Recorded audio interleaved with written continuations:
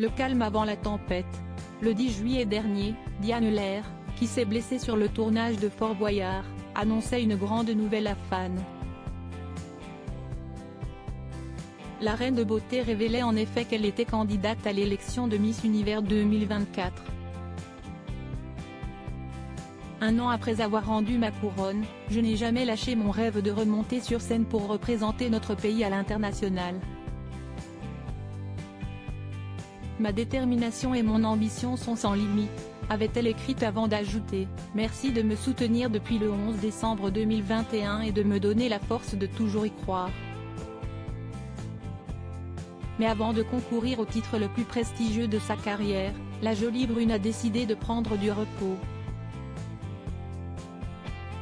Pour ce faire, Diane Lair a récemment posé ses valises à Ibiza, dans les Baléares. Elle a d'ailleurs partagé les premiers jours de ses vacances, ce dimanche 23 juillet, en story Instagram. Ma valise est enfin bouclée. Bon, clairement, on est plus sur du 30 kg que sur du 20 kg, a-t-elle écrit pour agrémenter un premier cliché de ses bagages. Quelques heures plus tard, celle qui a été détruite par une rupture amoureuse a publié une photo d'elle prise devant un miroir. Entre son chapeau de paille, sa chemise d'été oversize, et son sac marinière, Diane Lair est parée pour profiter du soleil. Enfin en vacances, a-t-elle écrit, heureuse. Enfin, la jeune femme de 26 ans a partagé une troisième et dernière photo, dévoilant la vue depuis sa chambre d'hôtel. Elle peut ainsi profiter d'un paysage de carte postale sur lequel on retrouve la mer ainsi qu'une vue imprenable sur la piscine de l'établissement dans lequel elle séjourne.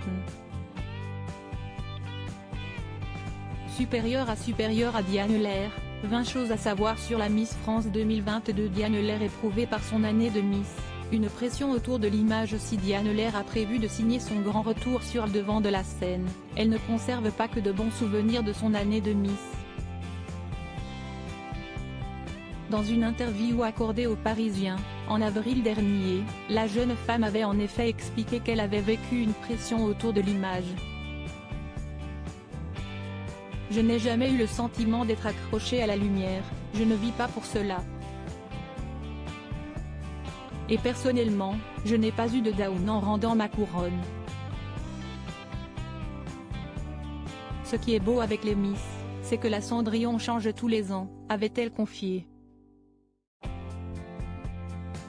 Heureusement, Diane Lair avait retrouvé une vie normale grâce à son rôle à la radio, sur Europe 2, note de la rédaction. Article écrit en collaboration avec 6 Médias. Crédit photo, Denis Guignebourg.